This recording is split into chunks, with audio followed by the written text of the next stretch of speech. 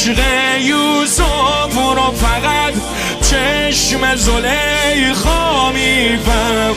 حال منو دفتر شعرهای منم ببین.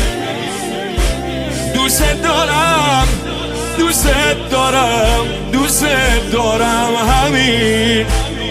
حال منو دفتر شعرهای منم ببین.